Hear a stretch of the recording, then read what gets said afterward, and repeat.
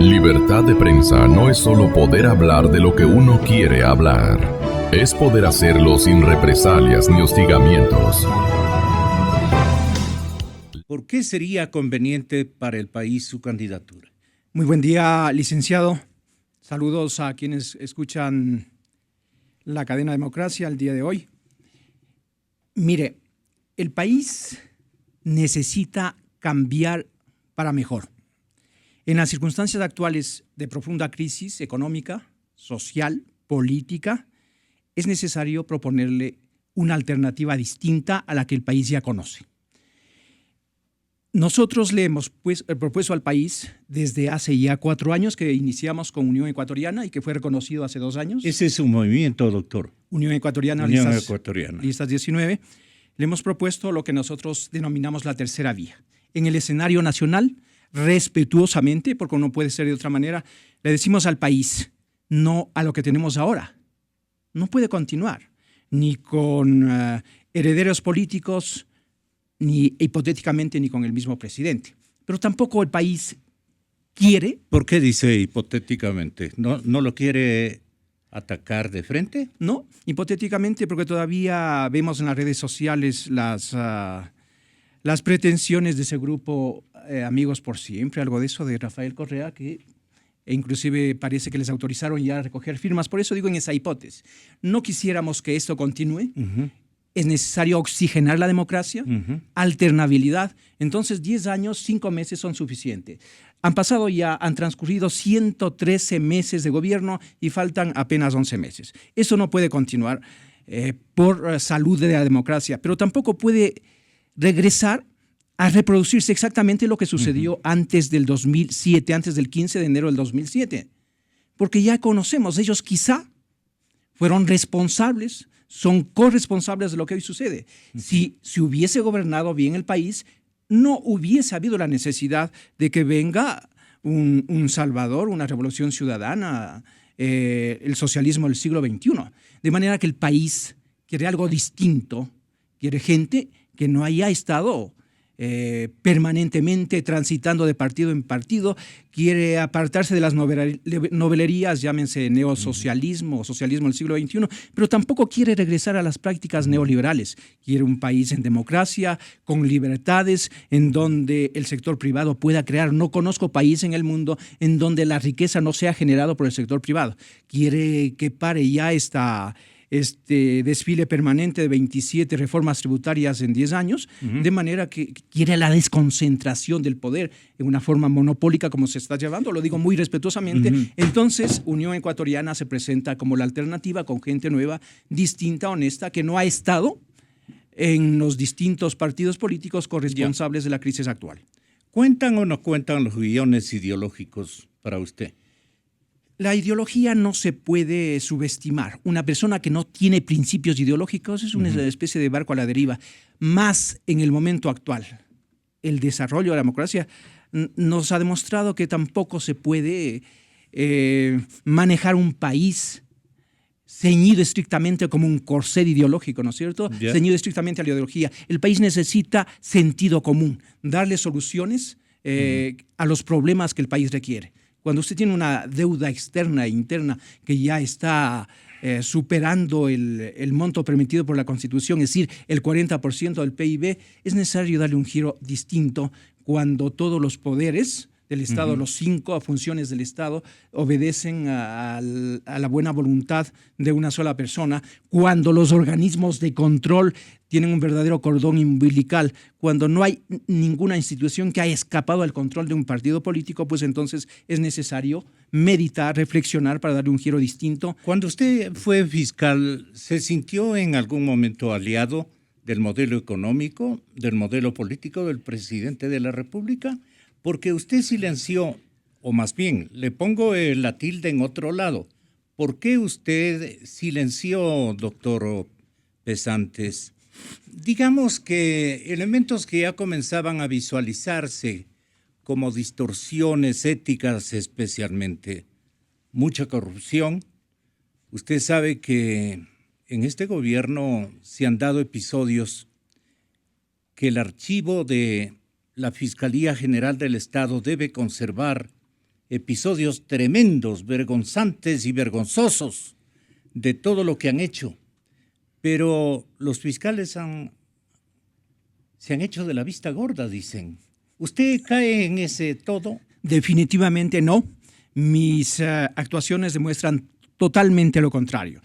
Primero que no me he afiliado jamás a un movimiento o partido político, jamás estuve con una banderita de Alianza País y mis actuaciones lo demuestran. No, lo que yo quería decir es que usted les disimuló y bastante. Si disimular, mi estimado licenciado, es iniciar un proceso penal en contra del ministro de Deportes, el famoso caso de los comecheques.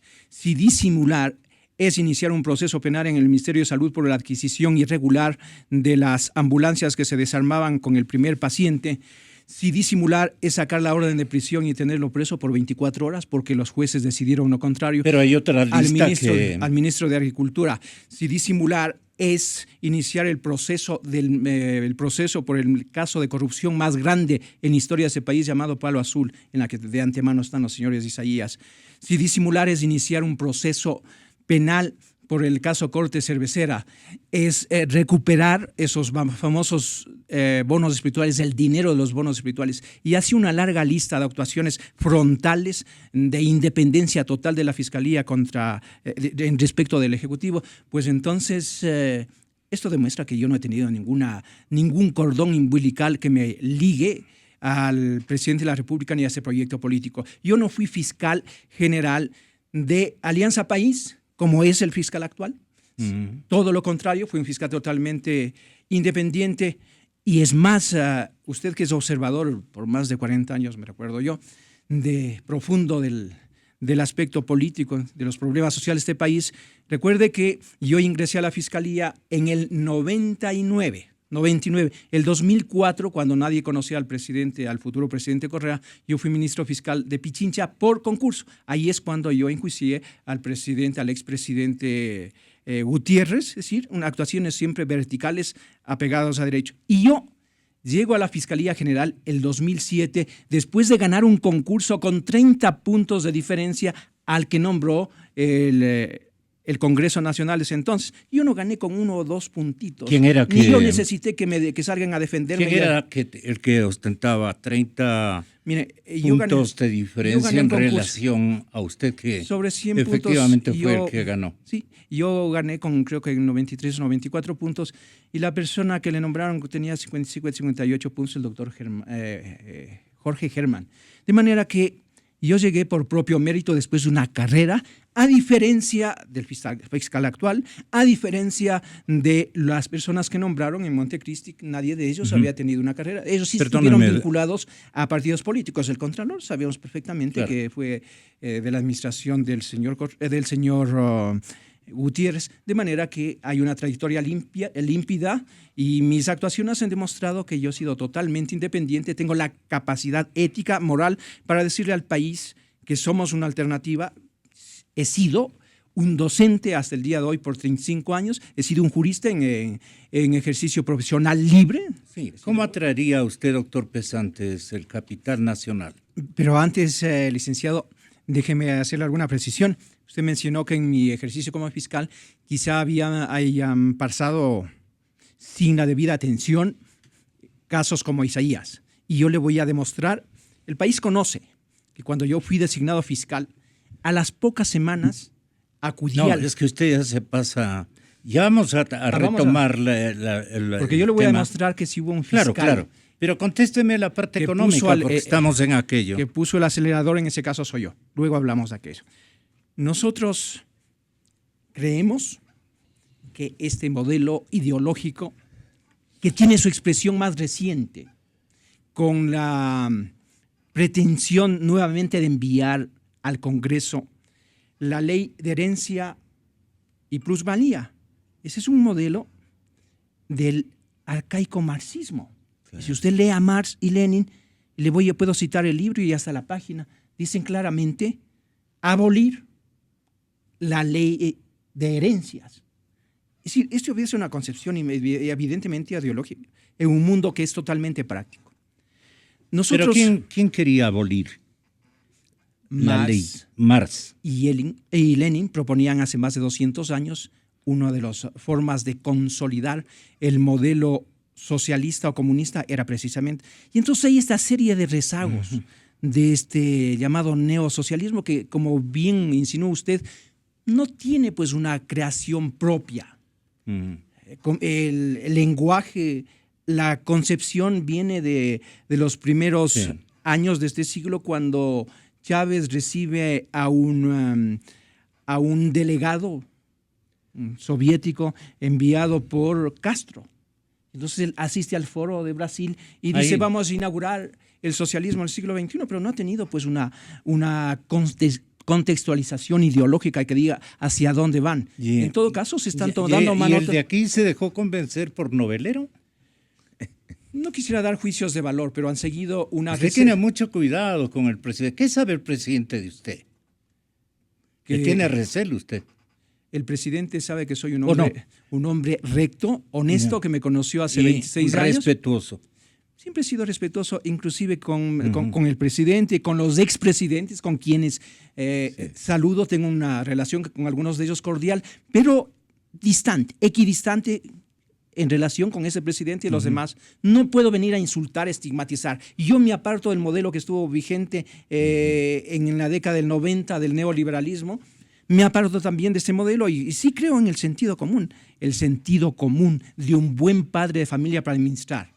Un economista al frente del Ministerio de Economía, un embajador al frente del Ministerio de Relaciones Exteriores, un educador al frente de Educación.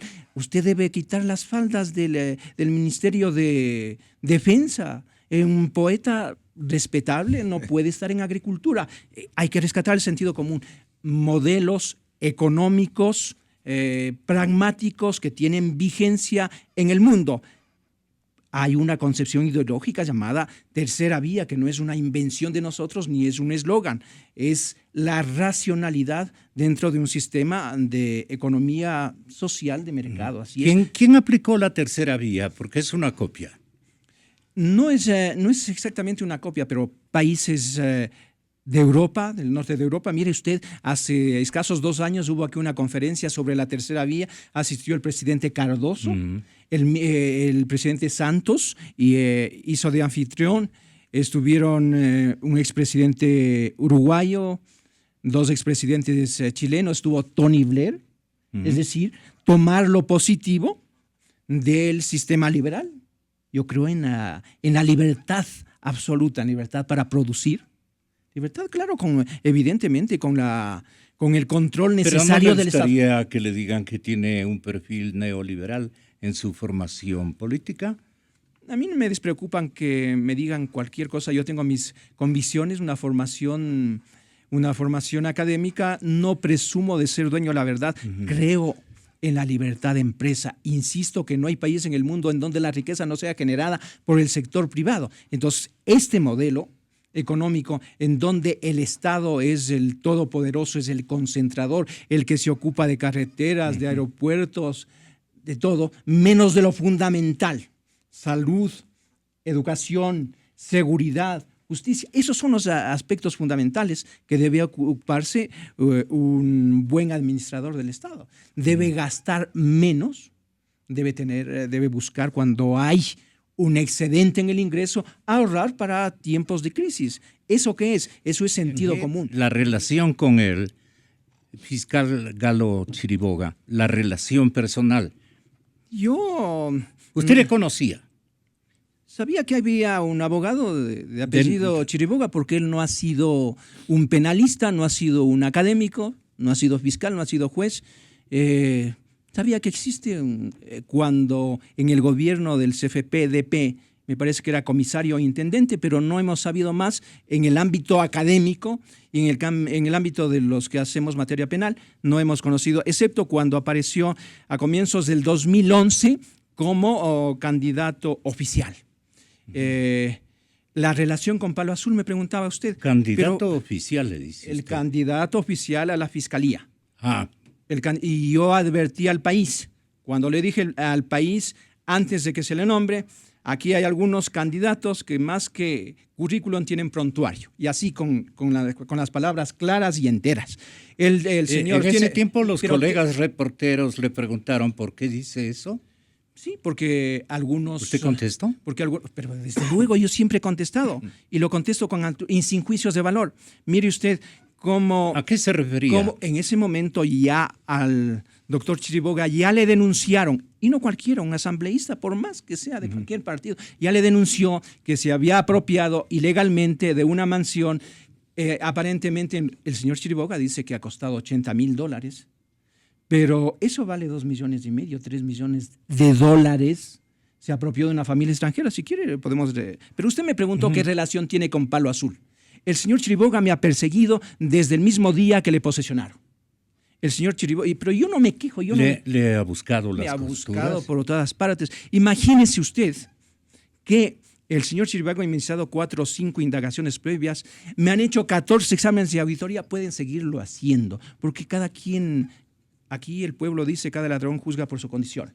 A mí que me busquen mi honestidad íntegra. El señor Chiriboga era gerente de Petroecuador. Él ha colaborado, desde luego aparece de forajido y colabora en el gobierno del doctor Palacios, y luego en este gobierno que ha ocupado varios puestos. Ojalá no le alcance el tiempo para alguna otra distinción. El señor, pero él era antes. Pero él era si yo gana la presidencia, tengo que reabrir los casos, como Palo Azul, que este país haya un mínimo de ética. Él era gerente de Petroecuador y ministro, y las publicaciones están y los tengo acá.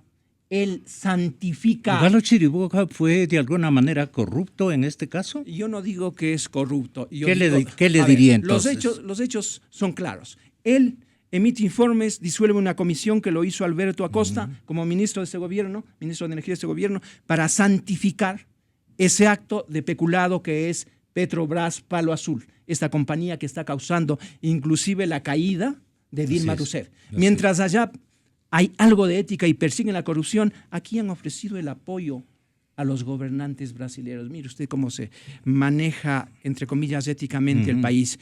Y entonces, obviamente, había que poner un fiscal en el 2011. Yo no estuve ni 4 años, después de haber hecho carrera. Había que poner un fiscal que vaya afín al gobierno para que haga lo que hizo. Es decir, acudir ¿No le sugirió alguien al señor presidente Correa? Nómbrale a Galo Chiriboga. Hay un poco de cortesanos que le hablan al oído al presidente. Yo sé que uno de ellos, que trabaja en la Secretaría de la Presidencia, fue a España a pasar una semana ya hospedado en esa embajada y a preparar el terreno en el mes de enero para en julio nombrarle fiscal general. Entonces, el doctor Chiriboga era una persona de confianza para enterrar, como efectivamente lo hicieron, enterrar entre comillas, porque eso está vivito y como peculado no prescribe, algún momento habrá que reabrir.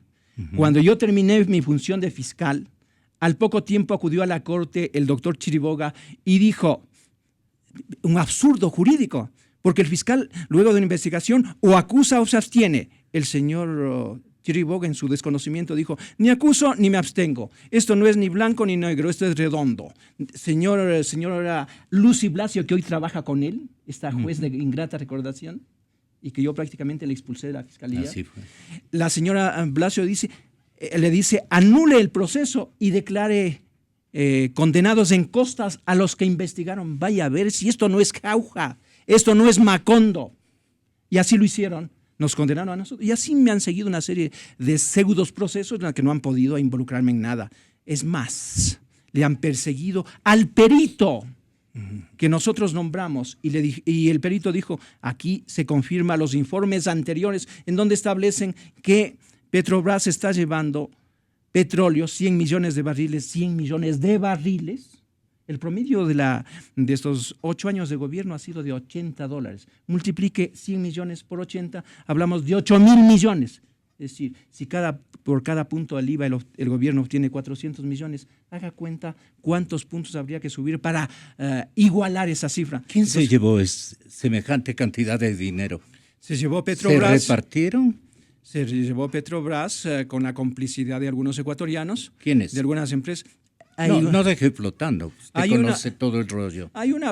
Aquí hay una larga lista en la que están abogados, en la que están los socios. Y puntualicemos.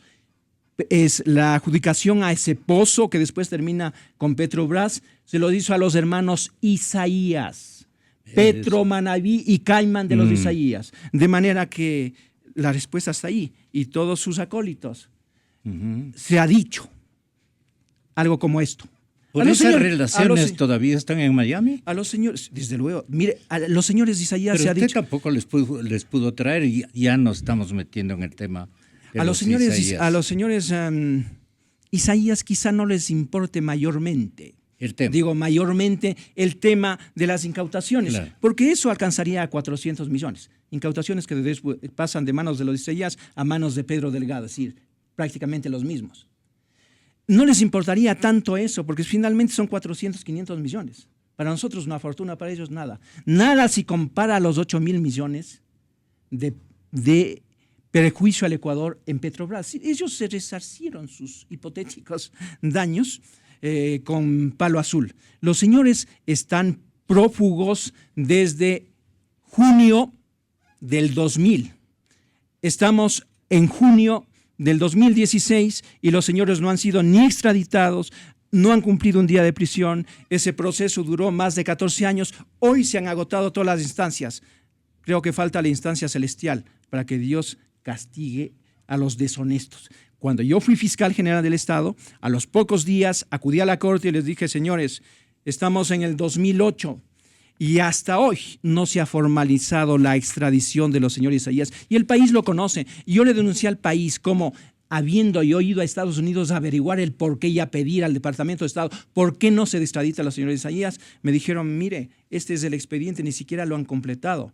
De aquí constaba en la corte que enviaron 1.500 hojas, pero allá llegaron apenas 800. ¿Y usted complementó? Desde luego, yo, sin ser mi exclusiva responsabilidad, por eso le compete, de acuerdo a la ley de extradición, al presidente de la Corte Suprema de Justicia, yo complementé, exigí. Cuando yo me retiré de fiscal, el doctor Chiriboga nos dio la nueva de que han negado la extradición.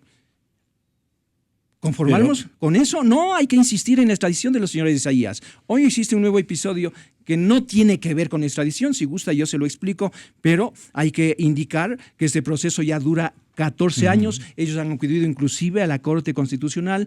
En septiembre del año pasado les negaron. Es decir, aquí ha habido toda clase de recursos, apelación, casación, de hecho, absolutamente todo. Y este nuevo episodio que los últimos días ha dado que hablar a la prensa nacional, porque recién el 15 de junio, hace escasos 7 días, se conoce de una resolución. No es sentencia. En esencia tampoco es una resolución, es un dictamen.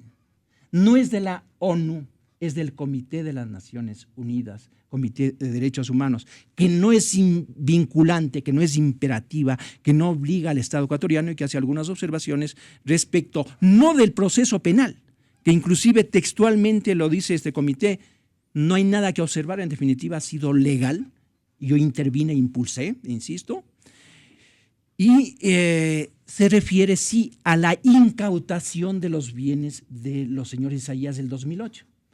Pero mire usted, habiéndose cometido el delito entre el 99 y el 2000, ¿por qué se esperó tanto para incautar los bienes?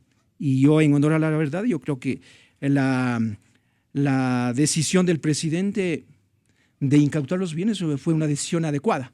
Que no se observaron, quizá, eso no les correspondía a la Fiscalía, eso lo hizo la AGD, es un proceso administrativo. Doctor Pesantes, ¿a quién le ganaría, pregunta final, con más holgura, con más tranquilidad?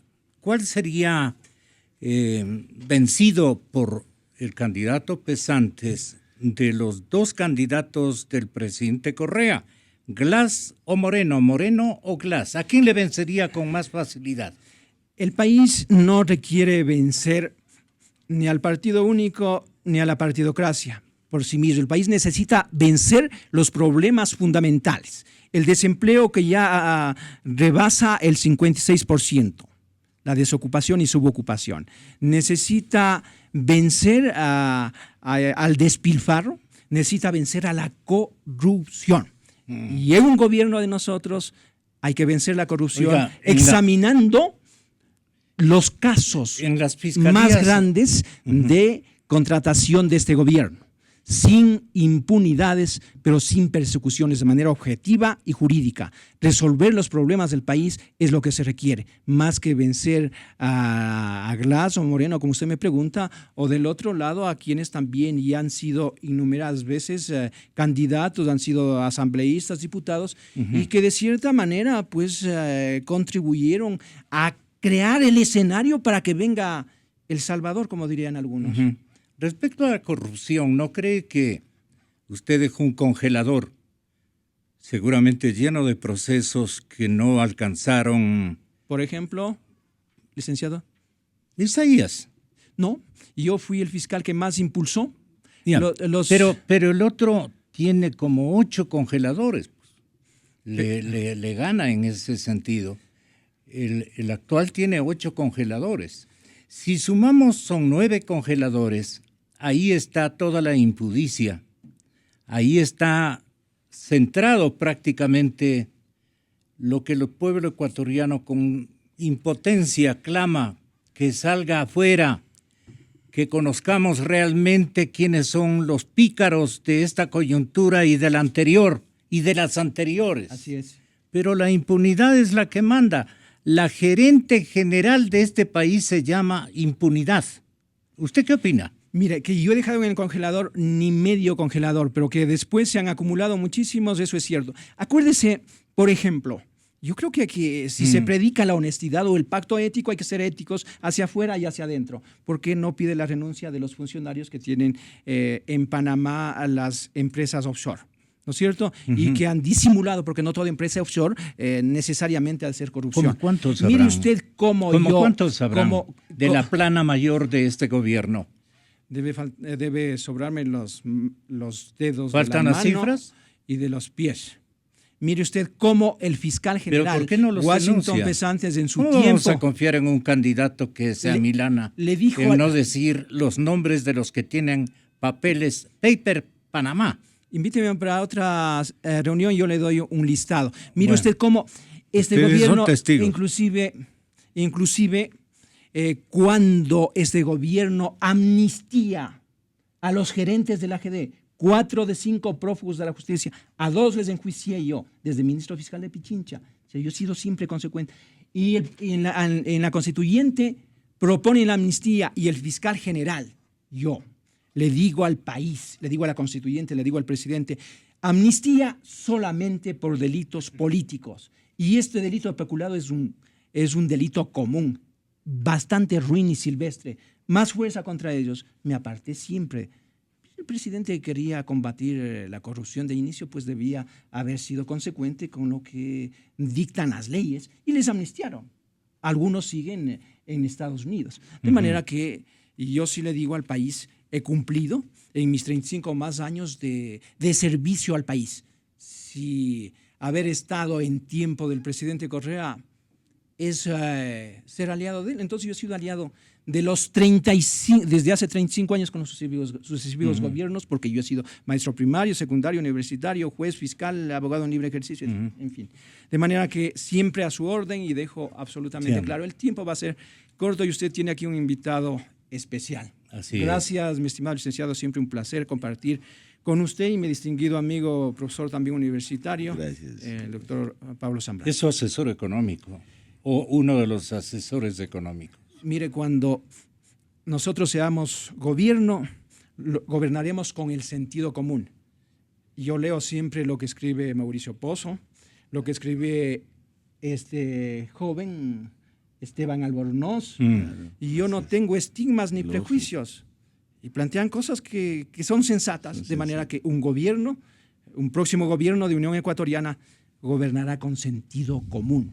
Insisto, a educación un educador, a relaciones internacionales, relaciones Ministerio de Relaciones Exteriores, un embajador de carrera, un economista con experiencia, no solamente en la cátedra, sino en la práctica, debe estar al frente del Ministerio de Economía. Y así No, yo no creo que hay un círculo virtuoso de 30 o 40 que son los únicos de mentes lúcidas. El país tiene lucidez en distintos sectores, entonces no hay que ser sectario.